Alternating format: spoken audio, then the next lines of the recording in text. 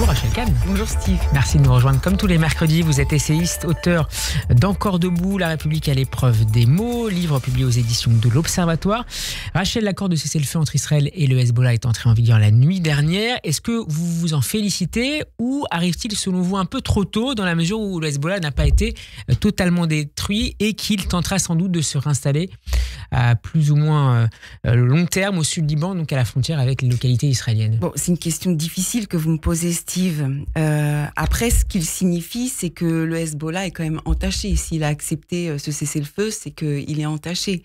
Même s'il crie victoire, hein, c'est ce qu'on peut lire dans la presse libanaise. Oui, bon, bien sûr. Mais de toute façon, leur rapport à la réalité est quelque chose d'assez farfelu. On a bien compris. Ce qui m'angoisse le plus, c'est pour ces 70 000 personnes qui sont dans le nord d'Israël, qui sont censées revenir chez eux à un moment donné. Et ce cessez-le-feu les empêche de revenir chez eux, puisque cette zone n'est pas en sécurité. C'est-à-dire qu'en fait, au sud du Liban, il y a toutes ces personnes qui sont du Hezbollah. Donc, et qui ont déjà commencé à essayer depuis ce matin de se réinstaller dans leur ancienne résidence. Exactement. Donc voilà, un véritable cessez-le-feu, c'est d'abord une question de confiance. Est-ce qu'on peut faire confiance à des terroristes? Je vous laisse le soin d'y réfléchir. Politiquement, c'est une question délicate. Du même coup, pour Benyamin Netanyahou, comment accepter ce cessez-le-feu qu'il a justifié pour différentes raisons sur lesquelles on reviendra dans quelques instants avec Stéphane Juffa, alors que les personnes concernées au nord d'Israël ne souhaitent pas pour le moment, en tout cas, revenir chez eux. Et on les comprend. Et on les comprend. Après le cessez-le-feu, alors effectivement, c'est un piège, c'est un choix cornélien pour le Premier ministre. Après, on peut espérer qu'il y ait moins d'alerte sur l'ensemble d'Israël pendant un petit moment. Donc quand même, malgré tout, un petit répit pour les citoyens israéliens. Il y a une forme de lassitude, en tout cas la nécessité de tourner la page et de se concentrer, on va y revenir, à nouveau sur Gaza et sur le sort des otages. Ça, c'est l'enjeu majeur. C'est l'enjeu majeur. Moi, j'ai toujours une pensée. On était cette semaine sur la journée internationale des violences contre les violences faites aux femmes. Évidemment, on a Mia en tête, on a Anna Hama, on a ces jeunes femmes qui sont dans les tunnels. C'est l'enjeu majeur. Et normalement, la communauté internationale devrait se mobiliser justement lorsque le bruit des armes cesse, que la communauté internationale se fasse entendre sur le sort des otages, se fasse entendre notamment par rapport à la question du terrorisme au niveau international. Un terrorisme en Europe qui est idéologique, mais c'est un terrorisme quand même. Vous trouvez qu'on a oublié, alors évidemment pas sur cette radio, mais que de manière plus générale, dans l'opinion publique, parmi les dirigeants occidentaux, on a finalement un peu oublié le sort des otages, sans le dire évidemment, mais que ce n'est plus la priorité? Alors on a oublié, on a voulu oublier, parce que parfois il y a des réalités qui dérangent, et puis il y a eu une méthode, une stratégie de l'effacement.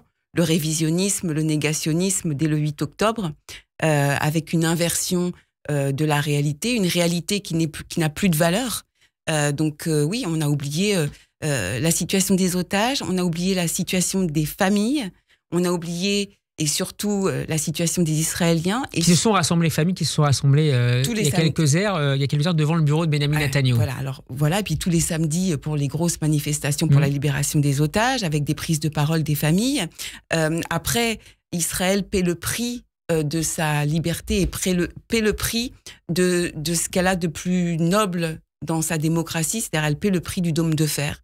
Moi, j'adorerais qu'on ait des spécialistes militaires qui puissent nous faire finalement une projection, s'il n'y avait pas de dôme de fer, l'ensemble du carnage qui se serait passé en Israël. Rachel, est-ce que vous craignez néanmoins qu'il soit désormais un peu plus difficile d'obtenir la libération de ces otages dès lors que le gouvernement israélien pourrait décider de maintenir, voire d'accentuer ses efforts militaires contre le Hamas? Oui, ça va être compliqué, et dans le même temps, il faut garder cet espoir-là en tête des objectifs. Mais plutôt par la voie militaire ou par la voie diplomatique? Les deux. L'un va avec l'autre. À partir du moment où on est dans un cessez-le-feu, et là je crois comprendre que le Hamas veut maintenant un cessez-le-feu, de toute façon... C'est dit un de ses représentants ce matin à l'AFP. De toute façon, il sera bien obligé, vu que c'est l'Iran qui tire les ficelles, à un moment donné, il va se plier à cette ligne-là, faire entendre la voix très fortement diplomatique, mais il faudrait que l'ensemble de l'Occident soit dans cette dans ces négociations et continue de mettre la pression parce que les terroristes ne comprennent rien d'autre que la pression. Donc voilà.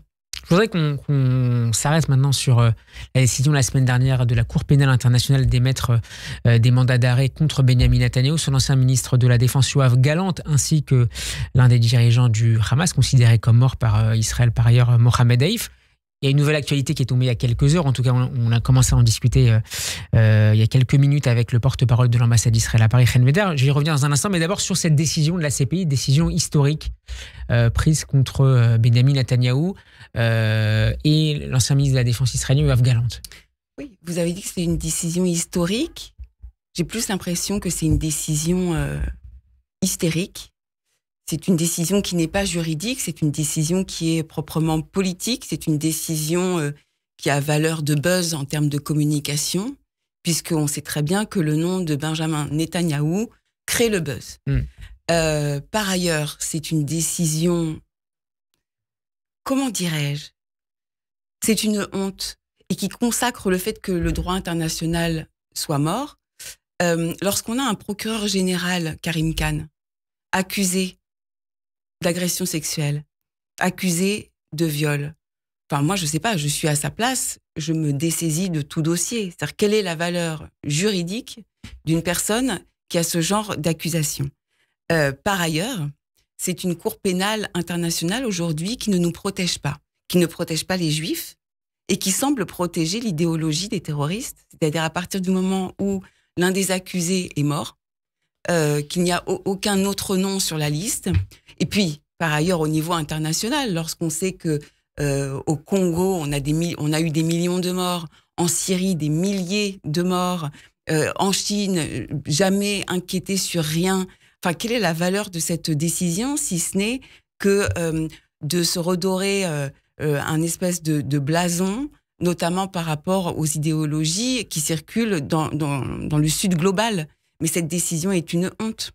Rachel, le ministère français des Affaires étrangères a annoncé ce matin que Benyamin Netanyahou et tout ministre israélien visé par un mandat d'arrêt de la Cour pénale internationale pourrait bénéficier d'une immunité en France du fait qu'Israël ne soit pas signataire de la charte de Rome. Et selon une source israélienne citée par le journal Haaretz ce midi, il s'agirait d'une condition négociée entre Jérusalem et Paris dans le cadre des discussions plus générales sur le cessez-le-feu au Liban. Votre réaction ? Ma réaction, déjà, elle serait très pragmatique de toute façon. C'est bienvenu ? Non, mais pragmatique dans le sens, je me demande à quel moment le Premier ministre israélien va aller dans un pays où une enfant de 12 ans est violée parce que juive. À quel moment le Premier ministre israélien va aller dans un pays où on a des colloques à Sciences Po qui sont le porte-voix du Hamas et du Hezbollah. À quel moment le Premier ministre israélien va aller en Europe où on a pu voir des scènes de pogrom à Amsterdam. Enfin, ça m'étonnerait que Benyamin Netanyahou ait envie de venir en Europe. En ce moment, par ailleurs, je crois qu'il a des choses à faire. Ensuite, sur les propos, il est évident qu'il y aurait une incohérence. Par ailleurs, il y a l'article 98 du traité de Rome relatif à la Cour pénale internationale qui parle de ces questions d'immunité. Et effectivement, vous savez, la cohérence, c'est que en France même, nous avons une immunité assez forte pour nos parlementaires. Donc c'est assez ubuesque de ne pas l'avoir s'appliquer à d'autres personnes qui sont en fonction et dans un État démocratique. Merci beaucoup Rachel Kahn d'avoir été avec nous. On peut vous retrouver sur notre chaîne YouTube et sur les réseaux sociaux, notamment sur notre chaîne Instagram. Bon après-midi et à la semaine prochaine. Merci. Radio J, l'invité du grand journal. Radio J. Steve Nadjar.